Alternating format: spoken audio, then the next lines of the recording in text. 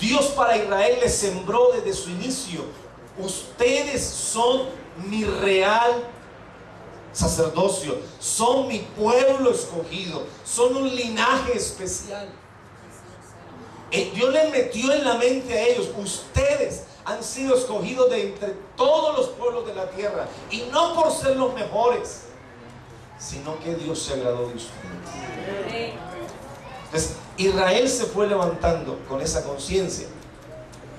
Entonces en esto encontramos que hubo una guerra, una enemistad entre las simientes: la simiente de la mujer, la simiente santa, y la simiente de la serpiente. Hubo una guerra, y Dios le dijo a Israel que en esa guerra de simientes llegaría el día en que Dios levantaría un libertador. La serpiente había ocasionado que la creación de Dios se desbarajustara, que el Edén se perdiera, y que ese estado edénico, ese estado del huerto del Edén, se hiciera añicos. Ahora Dios le dice: yo voy a levantar un libertador, y Él va a aplastar la cabeza de la serpiente. Él va a acabar con esa tragedia. Él va a acabar con esa ruina. Así que desde muy tempranito, ustedes leen en Génesis 3:15, y a eso se le llama el protoevangelio. El protoevangelio, o sea, el prototipo de lo que sería el evangelio. Entonces Dios a Israel le siembra eso: ustedes son un pueblo con un plan especial, y yo tarde que temprano enviaré un libertador que arreglará el asunto. Amén. Entonces Dios le dice a Israel que Él les va a enviar un Salvador. ¿Y quién es ese Salvador? Y ese Salvador, Él le dijo, ese Salvador es el Mesías, el Cristo, el que cambiará las cosas, el que restaurará todo, el que volverá las cosas y hará aún más grandes que el estado edénico. Ese es el Mesías. Entonces, el que está consagrado para realizar el plan que Dios ha proyectado desde siempre para la salvación de la humanidad. Y esto es bonito entenderlo. El Mesías es el que está consagrado para realizar el plan que Dios ha proyectado desde siempre para la salvación de la humanidad. En el Nuevo Testamento encontramos Cordero que fue inmolado desde antes de la fundación del mundo. O sea, ya en el plan de Dios, en el diseño de Dios, antes de hacer todas las cosas, allí estaba metido el Cristo. Y ahí estaba expresado cómo Él moriría. Moriría como Cordero. Amén. Entonces, adicionalmente, Israel tiene el conocimiento del único Dios verdadero. Solo hay un Dios. Ese Dios es indivisible, es único, y no hay Dios como Él. No conozco otro. No, antes de mí no fue formado, después de mí tampoco será formado. Entonces Israel va a ir entretejiendo esos elementos en su comprensión. Existe un Dios, un único Dios verdadero. Dios tiene un plan con nosotros para restaurar todo el universo, y ese plan será a través de un libertador, de un salvador, que es Cristo, el Mesías. Esquema mesiánico. Entonces, este Dios único utilizó algunas figuras mesiánicas, llamémoslo nosotros unos tipos.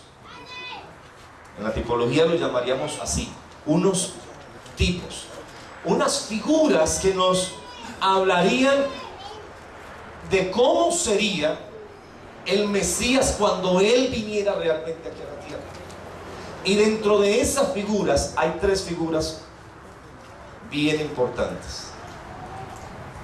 Está Adán, está Moisés y está David.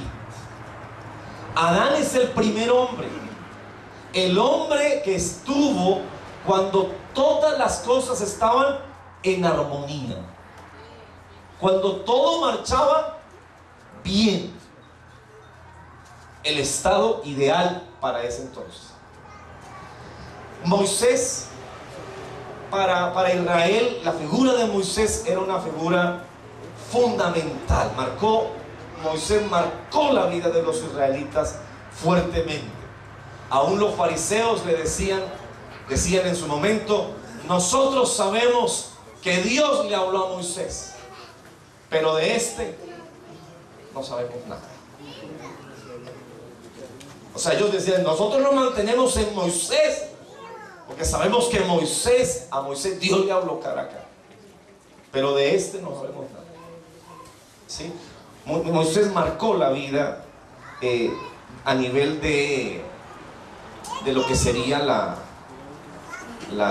palabra, la enseñanza, la ley. ¿Sí? El que entregó la ley por Moisés fue dada. O sea que el legislador por excelencia para Israel era Moisés. Y tenemos a David, la figura de David. ¿Por qué David? Porque David fue el rey que sacó a Israel de la locura de la época de los jueces, y dio un inicio bastante caótico con Saúl, y lo llevó a Israel a formarlo como nación y a colocarlo como potencia. Entonces ellos siempre añoraban los días del rey David. Miramos cada uno de ellos en particular. El Mesías de Adán.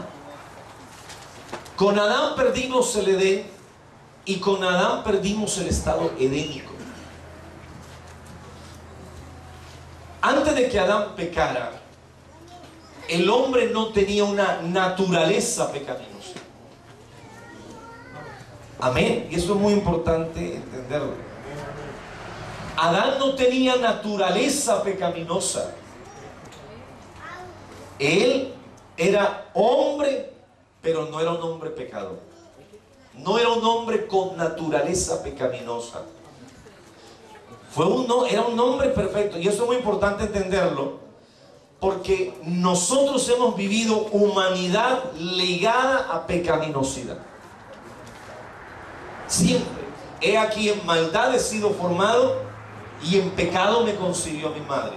Para nosotros el pecado está ligado a la naturaleza del hombre desde que está en el momento de su concepción. Pero no fue con todos los hombres así. Adán fue sin pecado. Dios lo formó sin naturaleza, sin inclinación hacia el pecado. Amén. Y no solamente él no tenía esa inclinación hacia el pecado, sino que el mundo que lo rodeaba a él vivía en armonía, vivía en equilibrio. Los animales vivían en equilibrio entre unos y otros. No se atacaban, no se destruían los unos a los otros. Había una armonía entre la creación.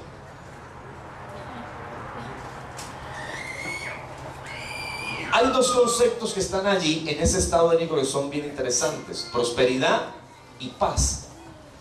No teníamos que trabajar antes que Adán pecara, o por lo menos Adán no se iba a cansar al pecar. La tierra le iba a devolver sus fuerzas. Entonces la tierra producía, había alimento suficiente, habían frutos de todos los que quisieran, y frutos agradables para comer. El árbol de la ciencia del bien y del mal no era el único fruto codiciable. Todos los frutos que habían en Edén eran agradables a la vista para comer también. Esa es una de las mentiras que Satanás le metió a Eva, porque no solamente el fruto del árbol del bien y del mal era codiciable, todos los otros también eran agradables, eran bonitos, eran a la vista, eran gratificantes. Y el concepto de paz. Sí, paz la entendemos como la armonía del mundo de los seres vivientes y como la armonía del mundo de las relaciones humanas. O sea, había armonía entre toda la creación, aves, peces, plantas, animales. Había armonía en las relaciones humanas, entre los seres humanos. No habían guerras, no habían injusticias, no habían violencias entre los seres humanos. Era una verdadera ambiente de paz. Pero ¿qué pasó? A raíz del pecado